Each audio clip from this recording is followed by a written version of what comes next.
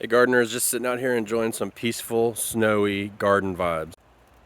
It's one thing I miss about the snow is when it's snowing, it's nice and quiet and peaceful. Check that out.